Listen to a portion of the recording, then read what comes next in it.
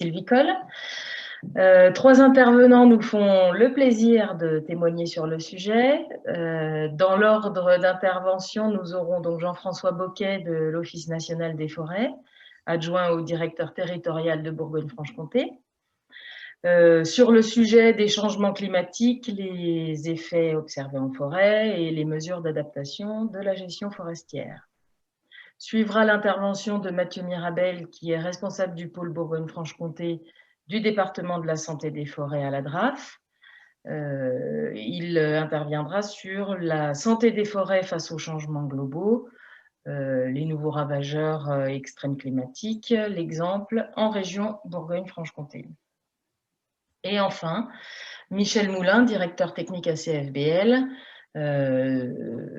présentera l'adaptation des pratiques aujourd'hui et à l'accompagnement en forêt et puis les nouvelles pratiques qu'on va pouvoir imaginer à partir de maintenant. Donc chaque intervention durera environ 20 minutes. Et ensuite, on aura un temps de questions-réponses. Donc, comme vous pouvez le constater, les spectateurs, vous n'avez ni le son ni la caméra, mais vous pouvez bien sûr poser vos questions sur le chat, même pendant les interventions. Simplement, on les posera à la fin des interventions. Voilà. Donc, je poserai les questions à l'oral et puis les intervenants pourront y répondre également à l'oral. Voilà, si vous n'avez pas de questions déjà techniques, si tout le monde arrive bien à m'entendre et à se connecter, eh bien, on va pouvoir commencer la conférence. Donc, on va commencer par Monsieur Boquet de l'ONF.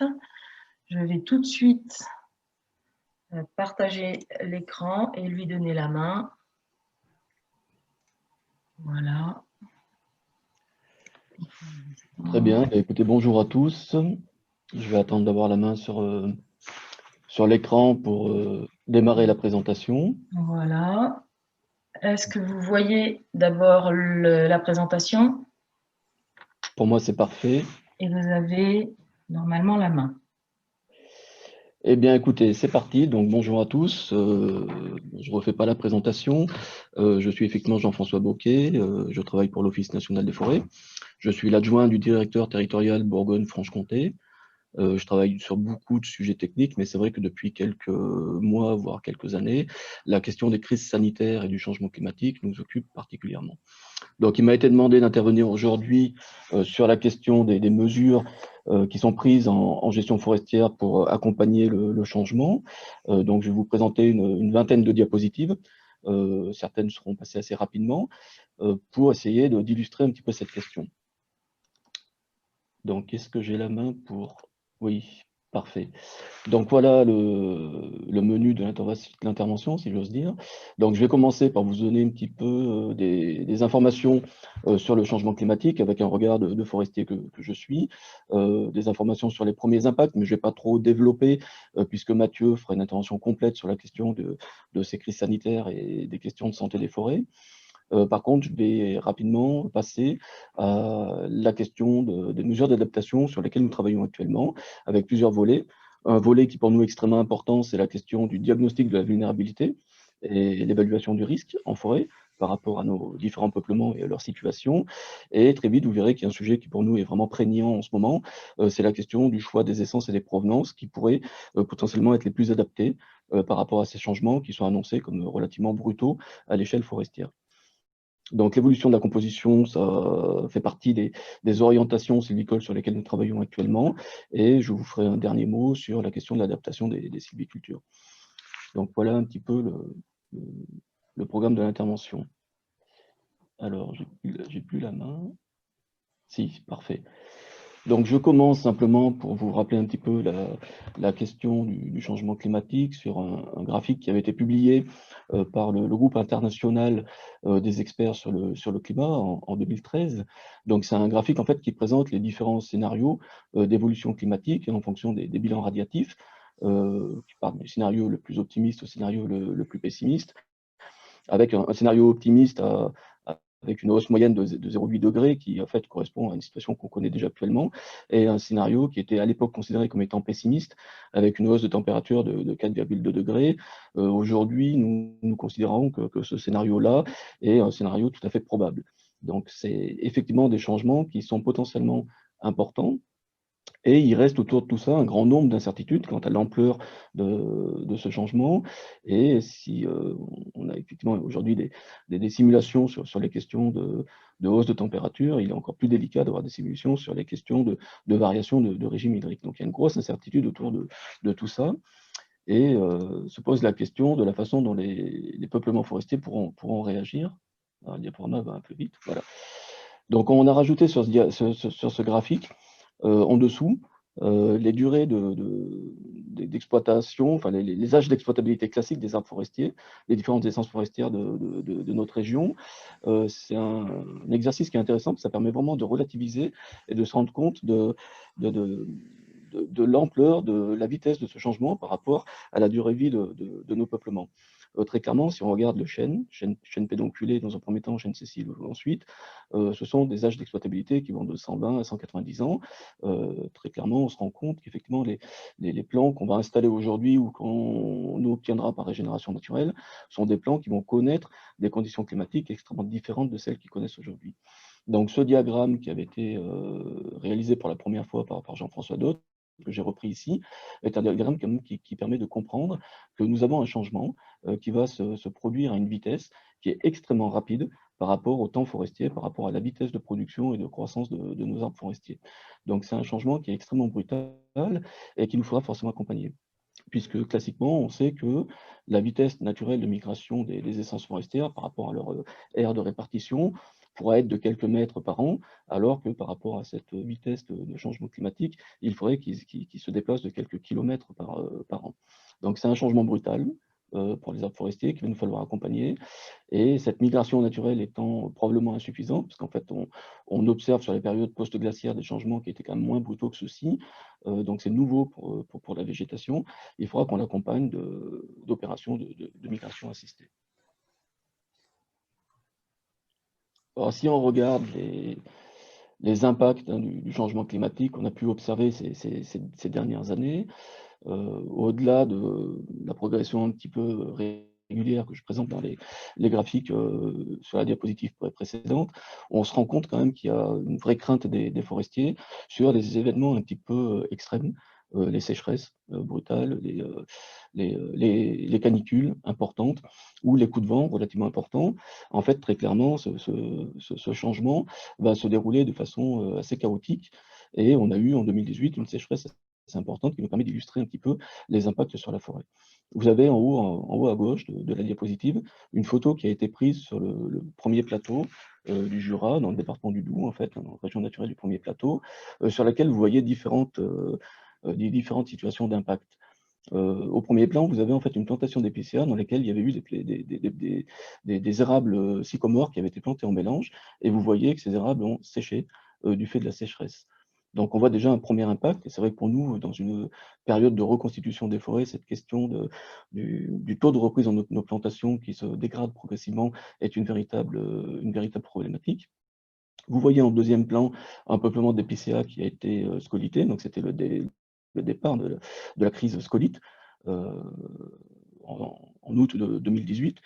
Et enfin, vous voyez au troisième plan un peuplement de hêtres.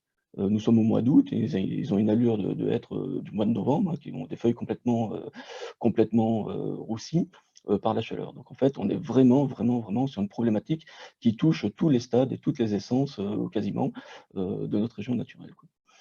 J'ai pas pu m'empêcher de mettre une photo de la rivière du Doubs à droite pendant ce même été 2018. Alors si les pertes du Doubs sont des phénomènes qui sont relativement connus, l'ampleur que ça a pris cette année est quand même relativement alertant et inquiétant.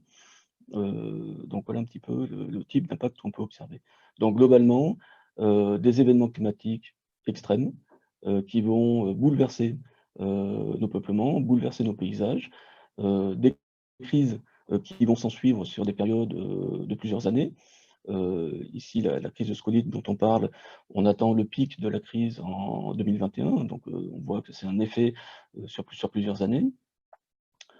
Donc voilà, des réactions qui vont enchaînent et pour lesquelles il nous faut réagir. Alors par rapport à ces phénomènes, relativement importants, pour les forestiers, il y a un sujet qui est important, c'est, diagnostiquer la vulnérabilité, pour évaluer le risque sur les peuplements. Historiquement, nous travaillons, pour la qualification des conditions écologiques de nos peuplements à partir des stations forestières. Les stations forestières sont des surfaces homogènes, en matière de géologie, de type de sol, de végétation. À partir de ces descriptions de stations forestières, nous avons une description des conditions écologiques et nous pouvons faire le lien avec le choix des essences. C'est classiquement les outils que nous utilisons, nous forestiers, pour déterminer quelles sont les essences adaptées au milieu. Depuis déjà plusieurs années, nous nous inquiétons de cette question du changement climatique et nous avons déjà engagé, avec le soutien financier de la région Franche-Comté, puis avec une démarche partenariale qui permettait d'associer le CRPF et PUFC, plus l'Université de Franche-Comté. Nous avons étudié pour les différentes stations de notre région les niveaux de sensibilité de ces stations au déficit hydrique, au tassement des sols et à l'export minéral, qui sont des critères extrêmement importants pour la prise de décision dans un contexte de changement climatique, puisqu'effectivement, ces critères nous permettent d'appréhender et de définir les couples essence-station qui sont des couples à risque. Ce travail a été réalisé sur toutes les stations de Franche-Comté, donc c'est plus de 600 stations qui ont été étudiées, avec la possibilité aujourd'hui de transformer nos cartes de station en cartes de sensibilité. C'est extrêmement important pour le porter à connaissance vis-à-vis des gestionnaires sur le risque qui existe au niveau de leur peuplement. Et lorsqu'on croise les cartes de sensibilité des stations avec les données peuplement, on a tout simplement la possibilité de s'orienter vers des cartes de vigilance climatique et vers la définition de priorités d'action. Donc la question du diagnostic de la vulnérabilité, c'est un sujet sur lequel nous travaillons déjà depuis plusieurs années. On passe par la définition de la sensibilité des milieux pour nous orienter vers des programmes d'action. La problématique que l'on rencontre avec le changement climatique par rapport à cette sensibilité des stations forestières est qu'effectivement les conditions vont changer. Si les catalogues décrivent les stations forestières dans un contexte actuel, l'évolution des précipitations et des températures va entraîner une forte évolution du risque de déficit hydrique. Le petit schéma qui est présenté ici illustre le propos. Le sol, en fait, peut être considéré comme étant un réservoir d'eau qui, dans sa capacité de rétention en eau, va peu évoluer puisque la profondeur restera la même, la pyrosité restera la même, la texture restera la même. Par contre, l'alimentation en eau et l'évaporation et la transpiration risquent de changer. Les conditions climatiques vont évoluer de façon négative par rapport à ces critères et du coup, nous aurons effectivement des réservoirs utiles qui seront moins remplis. Donc potentiellement, les stations que nous avions jusqu'alors décrites, avec un cortège floristique associé à ces stations et des essences adaptées à ces stations, rencontreront des conditions extrêmement différentes et du coup, il nous faut requalifier ces stations dans un environnement qui est qualifié de changeant, puisqu'effectivement, les niveaux de déficit hydrique vont s'aggraver. Donc ça, c'est un travail qui a été engagé sur la Franche-Comté et qui va se poursuivre sur la Bourgogne. Pour aller un petit peu plus loin, une fois qu'on s'est posé la question du niveau de sensibilité de nos stations, se pose la question du niveau de compatibilité de nos essences forestières avec les conditions climatiques et édaphiques qui sont offertes sur ces stations. Vous avez ici un graphique qui vous illustre la répartition géographique des différentes placettes de l'IFN par rapport à un critère que nous étudions ici, qui est le critère déficit hydrique.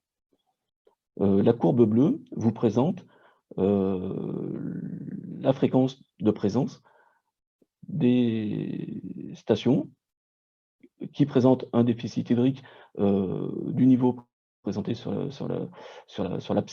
l'ordonnée du graphique. Voilà. Donc en fait, ça veut dire quoi? Ça veut dire que si vous regardez la courbe bleue, à partir des analyses des placettes IFN, nous avons en France des stations qui présentent potentiellement des déficits hydriques qui sont compris entre 0 et 100, voire 150 mm. Si on reprend la même analyse en ne considérant que les placettes IFN sur lesquelles nous avons dû être, à ce moment-là, c'est la courbe verte qui représente la répartition en question. Et ça nous permet de déterminer l'aire de répartition potentielle du être par rapport à ce critère déficit hydrique. Nous avons ici des placettes IFN qui nous permettent de comprendre que le hêtre va être présent sur des stations qui sont comprises avec un déficit hydrique de 0 à 60-65 mm de déficit. Ça nous permet en fait de définir un seuil de compatibilité climatique pour l'essence en question. Ici, ça montre qu'à partir de 60, hein, la ligne bleue horizontale qui est tracée, à partir de 60 mm de déficit hydrique, d'après l'observation des placettes IFN en France, on considère que le hêtre n'est plus présent, il n'existe plus, il n'est plus en station. Du coup, ça nous permet de qualifier cette compatibilité de l'essence par rapport aux critères déficit hydrique. Si on ajoute sur ce graphique la position de la station qu'on veut étudier, ici nous sommes sur l'exemple d'une station sur le plateau bourguignon, on voit que cette station en moyenne va avoir un déficit hydrique qui va être compris entre 40 et 50 mm. Il y a chevauchement avec la courbe de répartition du hêtre en vert, donc on considère que la station est favorable au hêtre. Si maintenant on intègre ce que j'ai évoqué tout à l'heure en matière de changement climatique, et qu'effectivement les précipitations évoluent suivant les différents scénarios qui sont évoqués, on voit que le déficit hydrique sur ces stations va s'aggraver, et que du coup la courbe de répartition est plus haut dans le graphique, et donc du coup qu'on a un niveau de déficit hydrique plus important. Ça montre en fait que les conditions climatiques qu'on va avoir à l'avenir sur cette même station, du fait de la baisse des précipitations, vont se rapprocher dangereusement du seuil de compatibilité de l'essence par rapport à ce déficit hydrique. Donc c'est-à-dire que sur cette station du plateau bourguignon, station 12-20, le hêtre sera encore en station, mais très limite par rapport à son aire naturelle, et nous produirons probablement des bois de moins bonne qualité. Donc voilà, à partir de ces différents outils, nous avons la possibilité du coup de travailler à l'échelle des régions naturelles pour définir la sensibilité des milieux.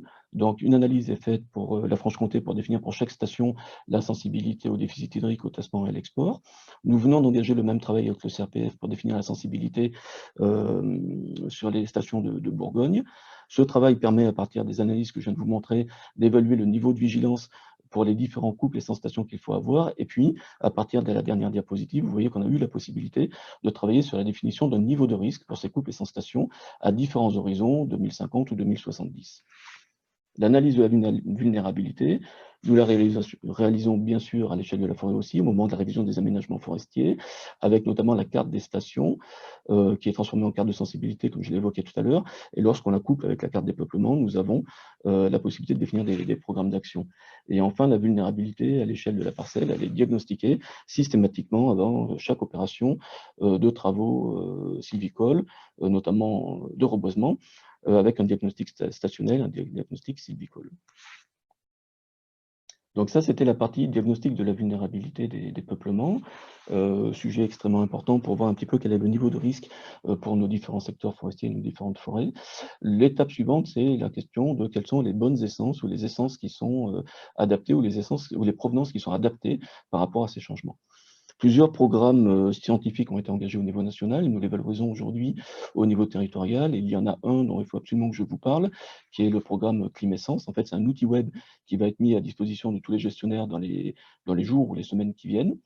Outil web qui a été constitué à partir de 2 programmes de recherche, un programme qui s'appelait Caravane IKS et qui était un programme destiné à améliorer les connaissances en matière de changement climatique appliqué aux questions forestières, et puis un deuxième programme qui s'appelait Caravane, qui était un programme qui apportait des connaissances sur les essences. Ces 2 programmes ont permis la production d'un outil Climessence, qui est un outil produit par le groupe RMTA Force et qui va être mis à disposition prochainement. 2 volets donc sur cet outil, un volet connaissance du climat et un volet connaissance des essences. Sur le volet connaissance du climat, il y a une notion qui est extrêmement importante qui va être offerte, c'est la notion d'analogie climatique. Vous avez à titre d'exemple sur la carte qui est présente ici, une représentation d'une région qu'on a choisie. Ici, c'est la région naturelle Saône-Bresse-Dôme, qui est une très grande région de plaine. Et vous verrez qu'avec cet outil, nous avons la possibilité de simuler les conditions climatiques et de rechercher les zones que nous avons aujourd'hui sur le territoire qui peuvent présenter des conditions climatiques similaires à celles que nous connaîtrons dans le futur en fonction du scénario que nous aurons retenu. Ici, nous nous sommes projetés sur 2100, avec un scénario moyen de bilan radiatif à 4,5, et nous nous rendons compte que, d'après les modèles, les conditions climatiques que nous connaîtrons en 2100 sur la région Saône-Bresse-Dombes peuvent se rencontrer aujourd'hui dans la partie sud-ouest de la France, dans les zones planicières. Extrêmement intéressant pour nous projeter sur l'analyse des essences qui potentiellement pourraient être intéressantes sur le secteur. Donc évidemment, ce ne sont que des modèles, il y a des biais, c'est absolument certain, mais ça nous permet d'avoir des premières simulations. Et de la même façon, nous pouvons tout à fait nous demander quelle est la zone qui, dans le futur, va présenter des conditions climatiques qui ressemblent à celles que nous connaissons aujourd'hui sur nos territoires. Le deuxième volet d'IKS, de Climessence, est le volet connaissance des essences. On a plus de 200 essences qui ont été étudiées. Tous les critères écologiques de ces essences ont été analysés et des fiches de description ont été synthétisées.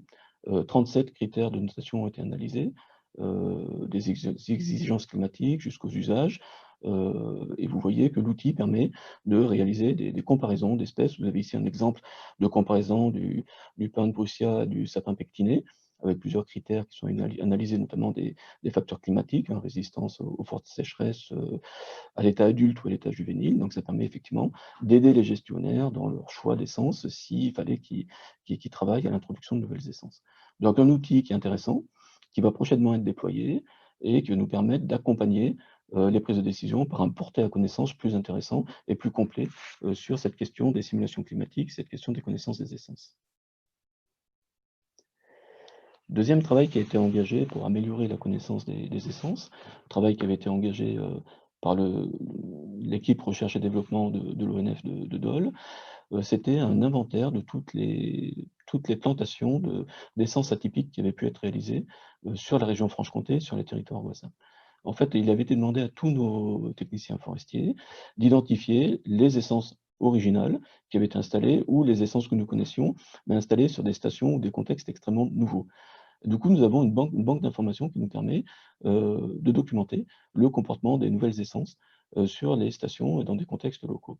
Ce travail avait également été fait par le CRPF, et puis nous relançons l'enquête cette année justement pour enrichir au niveau national les bases de données, notamment pour des régions telles que la région sud-ouest, sur lesquelles aujourd'hui on pense qu'on peut avoir des situations qui pourraient ressembler à des conditions climatiques que nous connaîtrons dans le futur chez nous.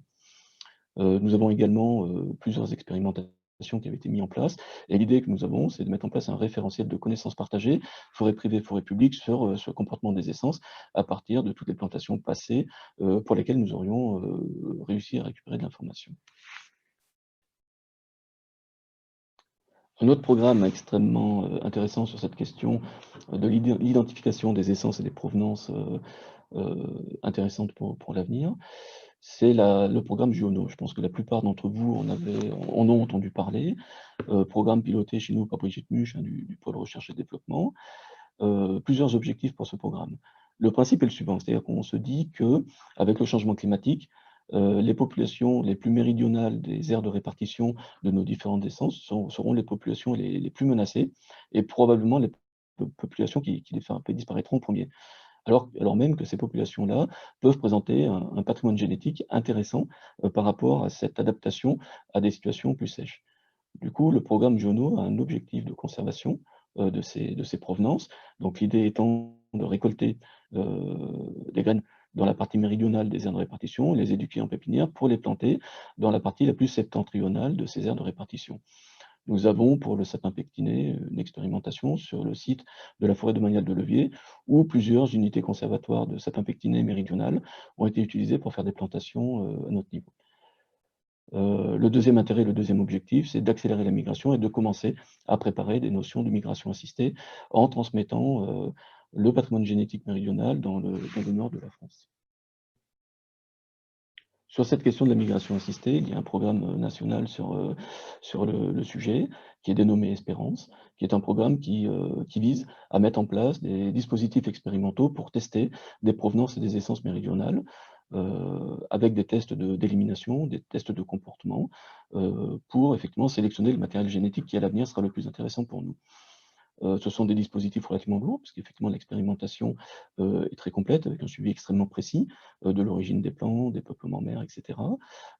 Et on s'est vite rendu compte que ces dispositifs ne seraient pas suffisants si on voulait effectivement couvrir tous les contextes locaux et les différents contextes stationnels. Du coup, la notion d'îlot d'avenir a émergé, et vous avez sûrement entendu parler également, l'idée étant effectivement de multiplier ces expérimentations d'essence et de provenance pour les tester dans les contextes que nous connaissons, et mettre en place des peuplements tests, des tests en gestion, pour diversifier un petit peu les expérimentations qui sont réalisées. Donc nous avons engagé cette démarche au niveau du territoire avec un accompagnement de la région, démarche engagée avec la forêt privée, puisque le CRPF travaille avec nous à l'installation de ces îlots, et nous mettons en place un comité de suivi de l'opération pour effectivement définir les essences et les provenances qui sont les plus intéressantes à tester dans nos contextes locaux. L'idée est de préparer une documentation sur ces essences de façon à effectivement pouvoir travailler à une migration assistée. Alors, faire évoluer la composition des peuplements, il y a effectivement toute cette notion de migration assistée qui est importante, mais on sait que si on veut accroître la résilience de nos peuplements, plus nous ferons de mélange d'essences, plus nous aurons de chances d'obtenir des peuplements résilients et adaptés. Dans tous les cas, le mélange d'essences est favorable à la résistance aux aléas et à la résilience des peuplements. Ça permet d'optimiser la gestion de la ressource en eau, et puis ça permet d'assurer un meilleur fonctionnement du sol. Donc on va encourager le plus possible le mélange d'essence chaque fois que les techniques sylvicoles nous le permettront. Les modes de renouvellement sont importants, il va falloir effectivement qu'on les multiplie. La régénération naturelle est extrêmement intéressante pour valoriser et accompagner l'adaptation des peuplements. On sait par exemple que dans le chêne, il y a une variabilité génétique qui est importante, qui est réelle. Il est tout à fait possible qu'il y ait une capacité d'adaptation qui soit valorisée.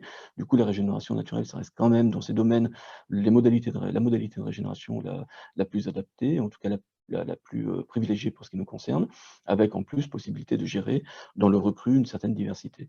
Le renouvellement par plantation apporte la possibilité de s'engager dans une stratégie complémentaire, notamment avec les notions de migration assistée que j'ai évoquées tout à l'heure, en tout cas par l'intégration de nouvelles essences ou de nouvelles provenances plus tolérance à la sécheresse.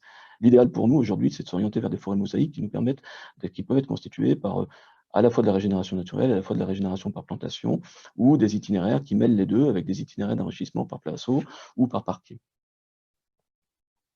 Sur le cas particulier de la reconstitution des peuplements sinistrés après crise, l'expérience du passé, notamment l'expérience de la tempête de 99, nous montre qu'effectivement, on peut avoir des dynamiques naturelles relativement intéressantes et que, sauf cas particulier des peuplements scolités de première génération, sur lesquels il est peu probable que la dynamique permette d'obtenir rapidement un peuplement reconstitué, et auquel cas la solution plantation est toute tracée, on va dire.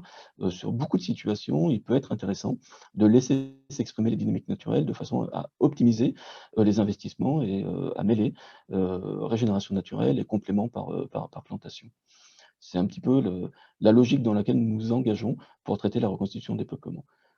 L'idée étant de cibler les investissements à la fois à l'échelle de la forêt, puisqu'effectivement, on pense que demain, un certain nombre de stations qui sont aujourd'hui considérées comme des stations à potentiel moyen seront des stations à potentiel modéré. Donc, il est clair que l'investissement devra être adapté à ce niveau de potentialité de production, avec en plus des capacités financières des propriétaires qui ne sont pas forcément à la hausse, et des travaux qui nous permettent aussi de localiser les interventions de façon à être sur des coûts moyens de travaux plus adaptés, et gérer à la fois de la régénération naturelle et des interventions plus ciblées.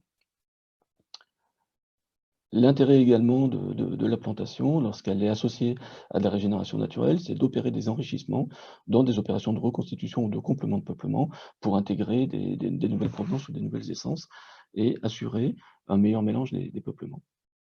Concernant la reconstitution, il faut qu'on s'interdise aucun itinéraire. Globalement, vous avez ici les grandes familles d'itinéraires sur lesquelles on peut travailler, la dynamique spontanée des peuplements que je viens d'évoquer, mais également les deux grandes familles d'itinéraires, régénération naturelle et plantation.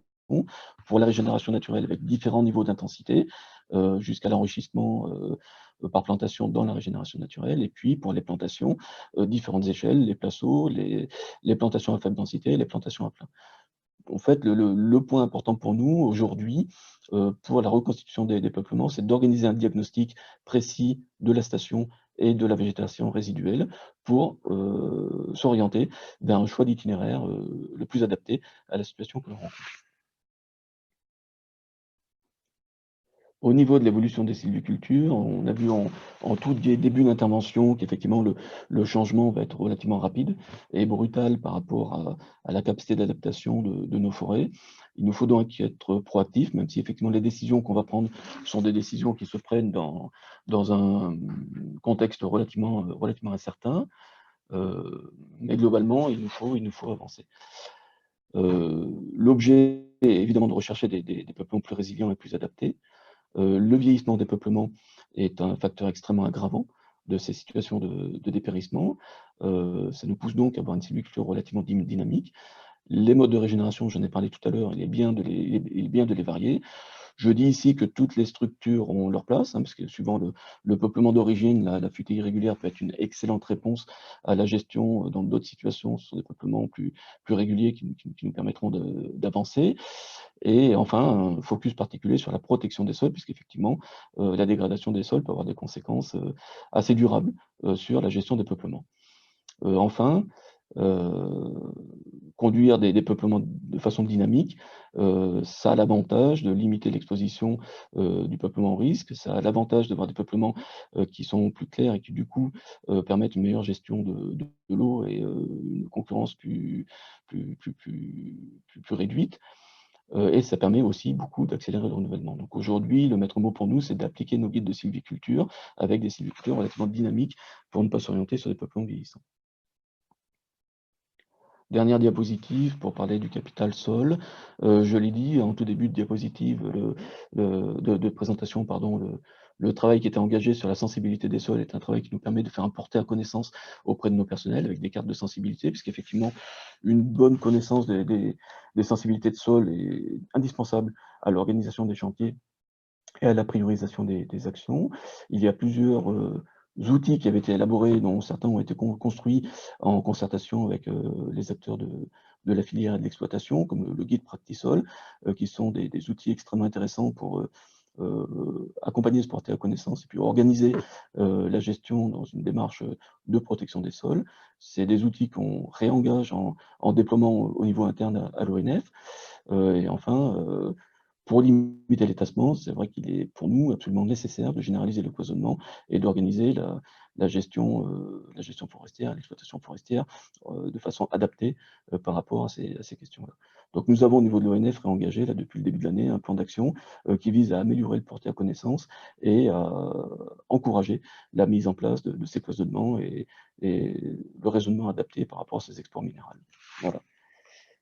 Une diapositive de conclusion pour vous dire effectivement que la position pour nous est la suivante, c'est-à-dire qu'effectivement, si on est trop passif par rapport au changement climatique qui va être brutal, il est peu probable que la nature seule puisse nous permettre d'obtenir à terme des peuplements qui répondent à nos besoins. Il va nous falloir éviter d'être passif, être plutôt proactif, et l'idée aussi d'être pas en situation de réponse à des crises en permanence et dans une gestion réactive. Donc, pour résumer, les modalités d'intervention et les différents niveaux de réponse par rapport à ce changement climatique. On a l'adaptation de la sylviculture avec les démarches qui sont destinées à encourager les mélanges ou destinées à multiplier les structures possibles. Les démarches de migration assistée avec en priorité les migrations de provenance et en second temps les migrations d'essence qui conduisent à de la transformation de peuplement, qui est la solution la plus impactante en termes de paysage notamment, mais qui, par rapport à ce rythme de changement, va probablement être une des solutions clés sur une bonne partie de nos surfaces. Voilà, j'espère que j'ai été suffisamment clair et en tout cas je vous remercie pour votre écoute.